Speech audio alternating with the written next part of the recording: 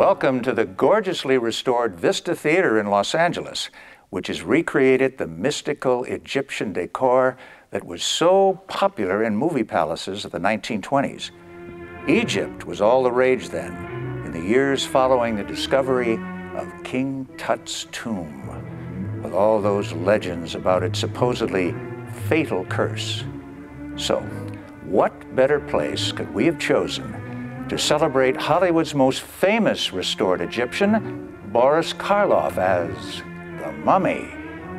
When Universal released The Mummy, it had already established itself as Hollywood's leading house of horrors, with films like Dracula, Frankenstein, and The Old Dark House. But The Mummy was something radically different.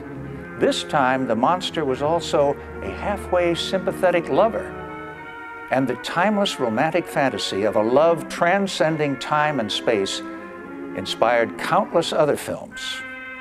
So let's do a little archaeological excavating of our own as we unearth the original story of our mummy, dearest.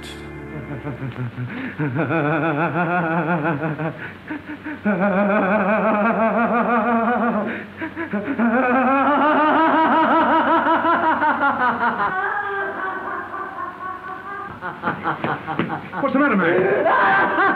For heaven's sakes, what is it? He went for a little walk. You should have seen his face. By the time Boris Karloff took his legendary midnight stroll in Universal's The Mummy, the public was already familiar with the mysteries of ancient Egypt through the spectacular discovery, a decade earlier, of King Tutankhamun's treasure-laden tomb. Almost as fascinating as the treasures were the stories, fueled by an eager press, of a deadly curse believed to strike down all those who disturbed Tutankhamun's resting place. Death, eternal punishment for anyone who opens this casket. Good heavens, what a terrible curse. If anybody died who was even distantly related to anybody who was around when the tomb was opened, this would be news. This would be an indirect evidence of the curse at work. Even if the curse was bogus, the Egyptian belief in immortality wasn't. To assure resurrection, an elaborate ritual of mummification evolved. The jackal-headed god Anubis presided over the embalming rites, which required 70 days for completion. Curiously, the screenplay that became The Mummy was not originally an Egyptian story at all. Asked to develop a vehicle for the new horror superstar Boris Karloff, screenwriter and journalist Nina Wilcox Putnam concocted Cagliostro, based on the legend of a historical figure who claimed to have lived for centuries. The historical figure of that name was a poor Italian in the 18th century who passed himself off as an alchemist and a hypnotist, conducted seances, became a fashionable figure, apparently, in the aristocratic world of France. Putnam's story was substantially revised by John L. Balderston, a playwright who had collaborated on both Dracula and Frankenstein. He also knew a thing or two about mummies. Well, he was always a student of history. He loved reading history. We had all kinds of books around the house. And Egypt, of course, was one of the main parts of ancient history, ancient civilization. And he was intrigued by it. And he was in London after World War I. He worked for the New York World as a correspondent. And one of his assignments just turned out to be the opening of King Tutankhamun's tomb. So, of course, you know, he was in his element. He loved it. The Mummy marked the directorial debut of Karl Freund, the celebrated German cinematographer who had already photographed Universal's Dracula, taking his trademark mobile camera deep into Transylvanian crypts. Freund also shot the highly expressionistic Murders in the Rue Morgue, in which Bela Lugosi played the Dracula-like role of a scientist who also needed women's blood, not for sustenance, but for mad evolutionary experiments. For The Mummy, Freund would get to call all the shots and not just the visual ones. Imhotep, high priest of the temple of the sun at Karnak. Poor old fellow, now what could you have done to make him treat you like that? Balderston's screenplay renamed the mummy Imhotep after the real Egyptian architect who built the first pyramid. For a while, Imhotep was a working title of the film, along with King of the Dead. Meanwhile, Universal was slightly renaming the film's star as well. Well, he was billed as Karloff the Uncanny. And at that time, and today also, there are very few stars that are billed just by their last name. So he had achieved an awful lot between the years 1931 and 1933, between the first Frankenstein film and the filming of The Mummy. Once more, Karloff would wear an extraordinary makeup created by Universal's resident wizard, Jack Pierce. I think what made the Mummy makeup work was Karloff and Karloff's face. He had this great bone structure for it, and his performance, even though there was, he was supposed to be this dead thing coming back to life, it was, that was very subtle, but it was frightening. And I think Pierce, the combination of Pierce and Karloff was such a great combination, and they were such a great team. And with the two of them together, they've made these classic images in horror films that I don't think will ever be matched. In preparation for the makeup, studio publicity claimed that Pierce had carefully studied ancient Egyptian embalming techniques. I really have no clue what research he did. When you look at real mummies, the first mummy that I ever saw was the Mummy, the Boris Karloff in the Jack Pierce makeup, and I thought that's what mummies look like. When I finally saw pictures of Ramesses, I found that he was actually kind of different looking. I mean, it wasn't quite the same effect. I think actually putting the makeup on for the Mummy and taking it off took longer than the makeup for Frankenstein. Again, I only know what I've read, and I read something about, I think, 8 hours to do the Mummy, which I can believe, especially since Pierce was responsible for wrapping his body as well. Back in those days, especially, again, they only had the materials of spirit gum and cotton and collodion and stuff like that, but something we even do today is called an old age stipple, where you actually stretch the person's skin. And then I'm sure what he did is paint a layer of spirit gum on Karloff, stick some cotton on him, and I understand he used some Egyptian cotton as well, I think just because of the finer cotton. Glued that on, painted over it with either more spirit gum or collodion, and dried it. And then once it was dried, he released it, and it would form these wrinkles. And I'm sure he did many layers and kind of built up. Where it didn't form enough, he would add a little bit more and build it up. Very tedious, very time-consuming, very painful, I'm sure, for Boris. And I still can't believe, having this collodion and stuff around your eyes. And he must have teared up through this whole process. Had to hold his breath as well, I'm sure.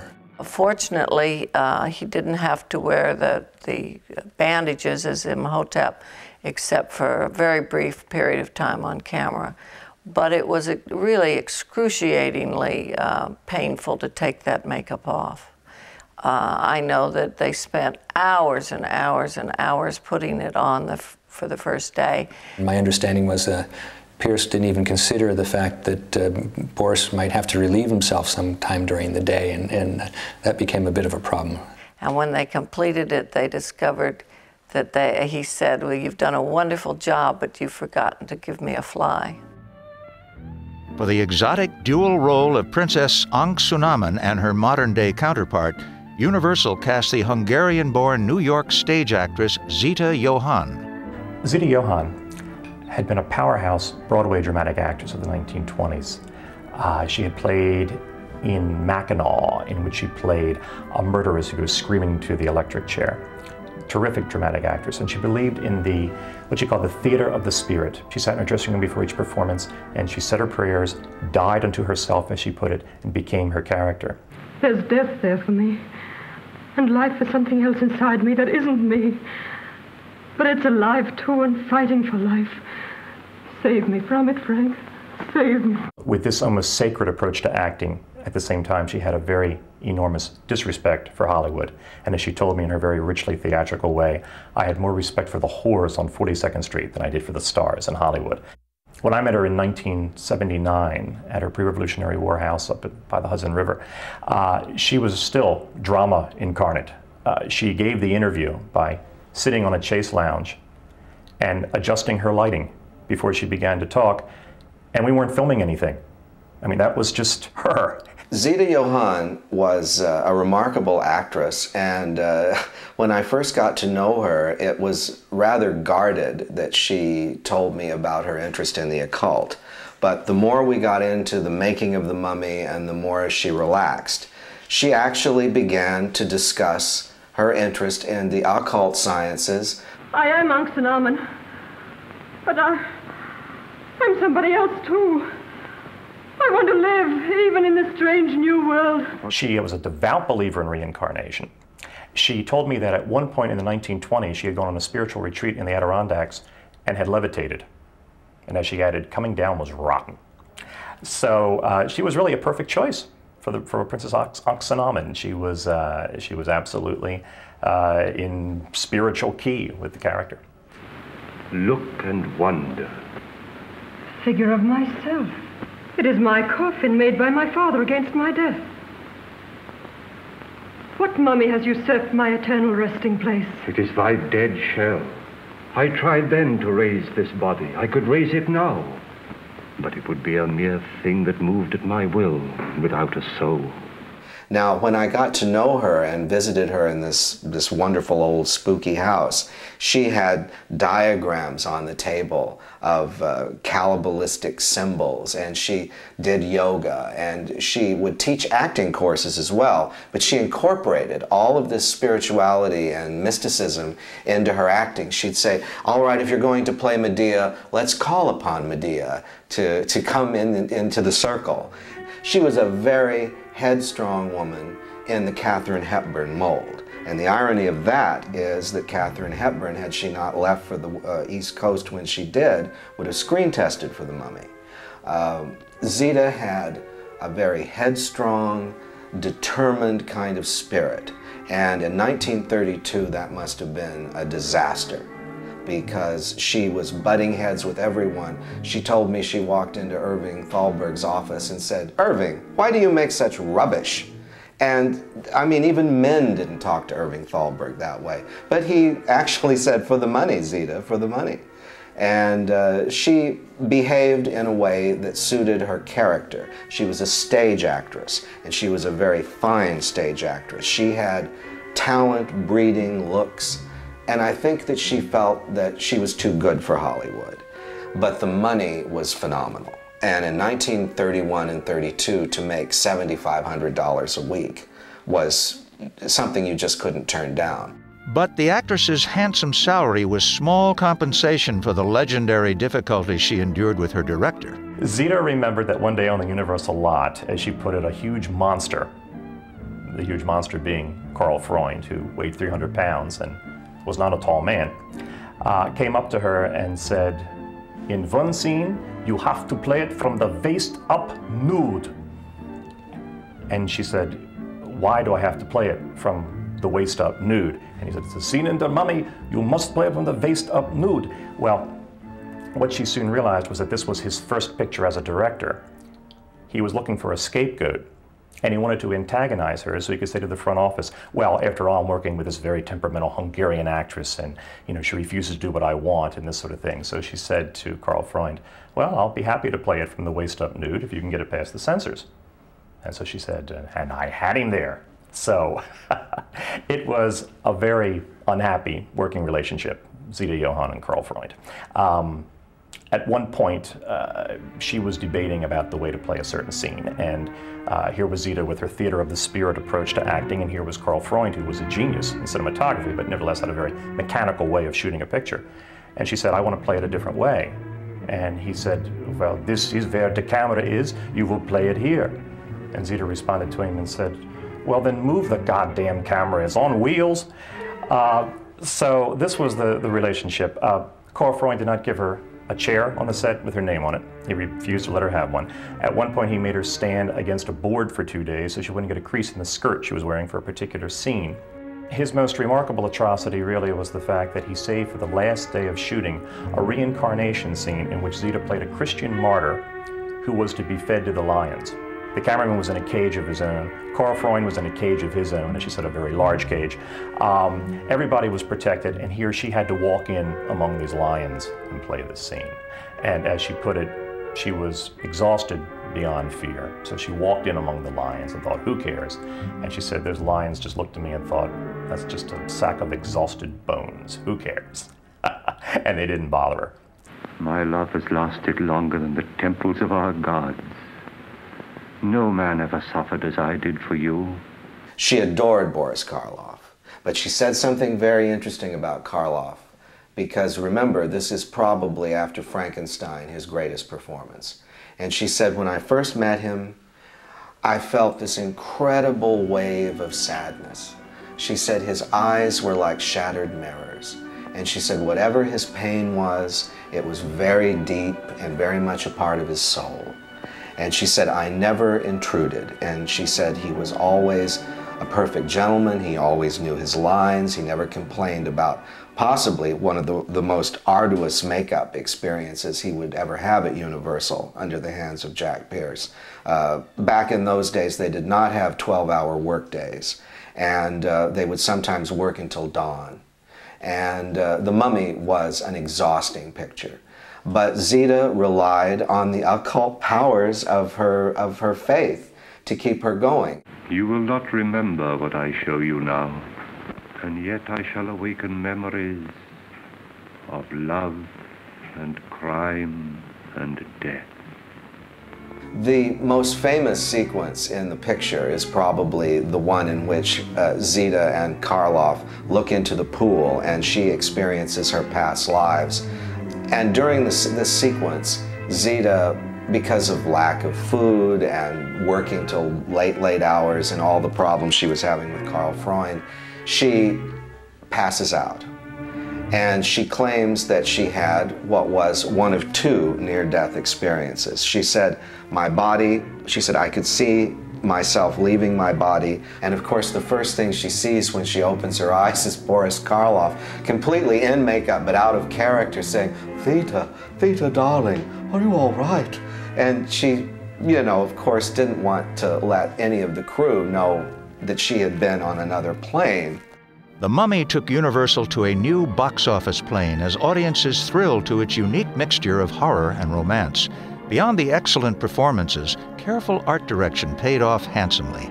The detailed recreation of Egyptian murals and hieroglyphics, supervised by the noted Hungarian artist Vili Pogani, lent an unusual air of authenticity to an otherwise fantastic story. Technically and artistically, it was one of the studio's most accomplished fright films to date. The best scene, perhaps, in this film is the coming to life of the mummy at the beginning. But what is so remarkable about that to me is that they went to all the trouble to make up Boris Karloff from head to foot, in the mummy wrappings, in the extreme makeup. And yet they just show his face a little bit. They show his hand a little bit. They move down the chest as the hand moves, but they don't show him walking around. There's even a still of the standing Karloff in the makeup reaching to take the scroll. But they didn't have a shot like that in the movie. And what self-discipline there must have been to go for the implication and the suggestion and the hint rather than the blunt statement. And as for Boris Karloff, he was an actor who could very easily be seen to be overacting.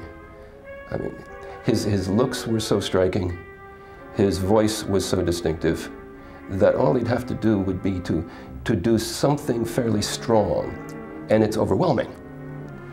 So he had the wisdom, or his directors, or the combination, I'm sure, had the wisdom to understate things. Have we not met before, Miss Grosvenor? No, I don't think so. I don't think one would forget meeting you out of the... Then I am mistaken. The voice has very little inflection.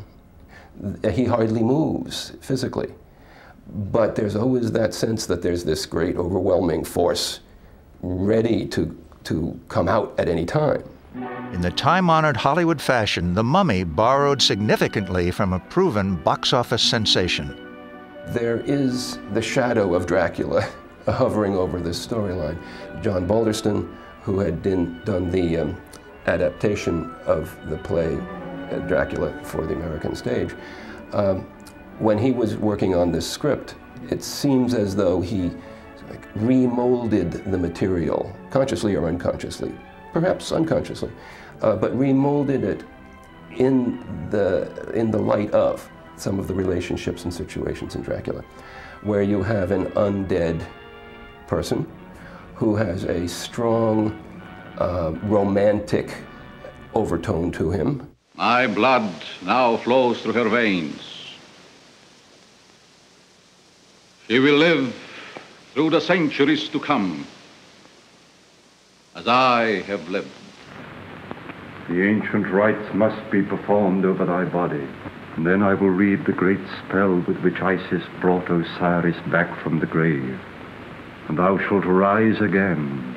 A character in both cases who has a powerful hypnotic control over others. Come here. Come here, says Dracula. The mummy, by a much longer distance, has the power to cause things to happen across the city, even to the point of the talisman, right? The cross in one case, the Isis figure in the other case.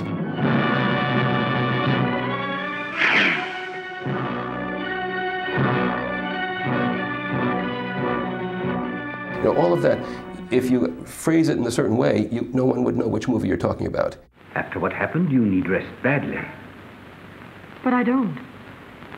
I was tired. But why, I've never felt so alive before. You're so...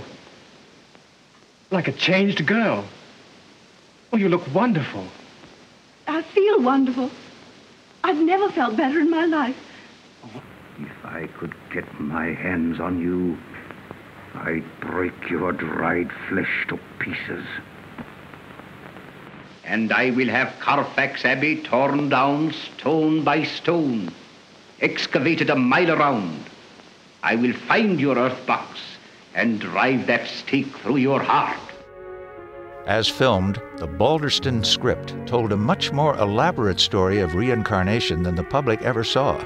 There were a whole series of different historical periods represented, in each of which she dies. There was one in ancient Rome. There was one where she is confronted by Vikings. There's one in the Middle Ages with Crusaders. There are stills of these that show they obviously had filmed this. At some point, it was decided that this would slow the storyline down. When Universal began a new cycle of horror thrillers just before World War II, The Mummy was an obvious candidate for reincarnation. In The Mummy's Hand, Western actor Tom Tyler was recruited not to play Imhotep, but a role so similar that footage from the original film was shamelessly recycled, with close-ups of Tyler substituted for Karloff. The mummy was now called Charis, and instead of ancient scrolls and spells, a new technique was used to revitalize him, an elixir brewed from precious tanna leaves. 3 of the leaves will make enough fluid to keep Charis' heart beating. The mummy's already ghastly appearance was further enhanced by a post-production optical effect in which Tyler's eyes were meticulously blackened frame by frame. The effect was obviously not completed in time for the theatrical trailer. The film's exciting climax was shot on an imposing temple set left over from James Whale's jungle adventure, Green Hell.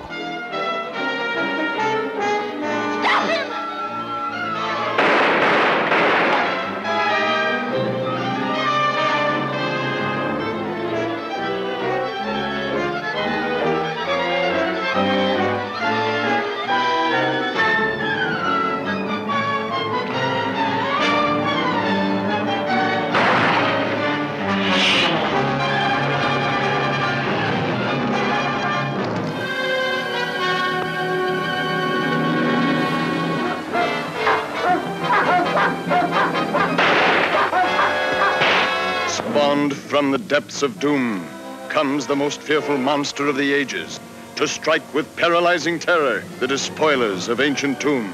Having already played the Frankenstein monster and the Wolfman, Lon Chaney quickly added the mummy to his stable of frightening characterizations. In The Mummy's Tomb, Karloff followed the characters from the last film to a previously sleepy New England town.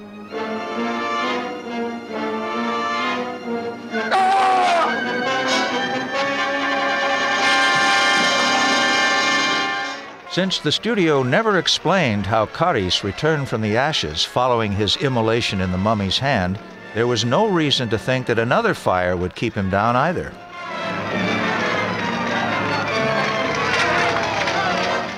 Karloff still lives? Lives only for the purpose for which he was created. To guard Ananka's tomb until the end of time.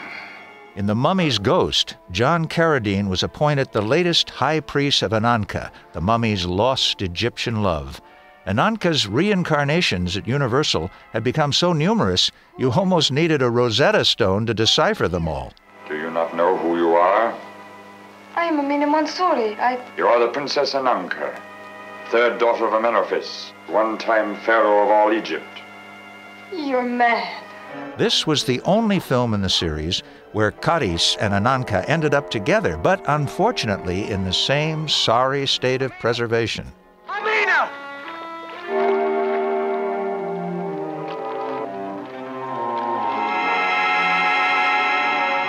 By the time of The Mummy's Curse, Ananka's swampy grave had mysteriously moved to Cajun country. The new Ananka, actress Virginia Christine, shared the audience's growing sense of discombobulation. It's so hard to explain. It's as though I were two different people. Sometimes it seems as if I belong to a different world. I find myself in strange surroundings, with strange people. I cannot ever seem to find rest. As usual, the mummy's amorous antics had a tendency to bring down the house. In the end, the mummy faced the ultimate fate reserved for all Universal monsters, a meeting with Abbott and Costello.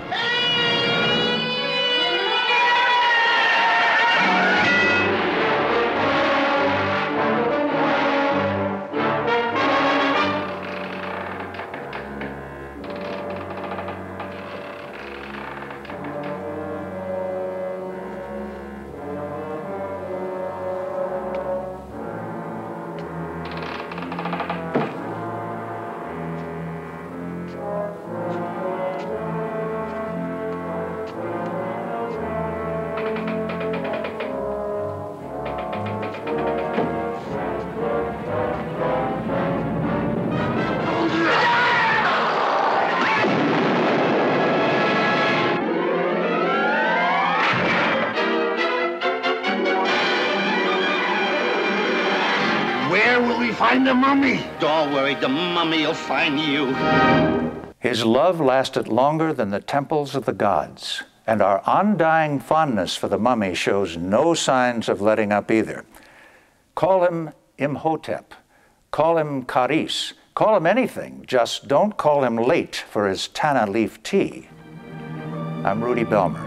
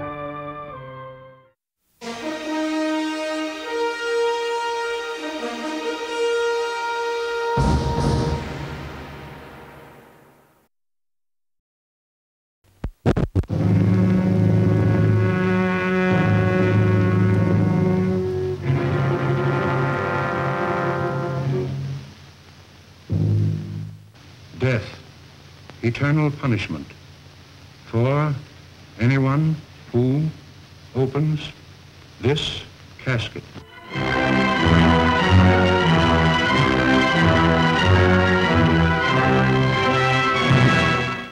The mummy. Is it dead or alive? Human or inhuman? You'll know. You'll see. You'll feel the awful, creeping, crawling terror that stands your hair on end and brings a scream to your lips. There's nothing on earth like the mummy.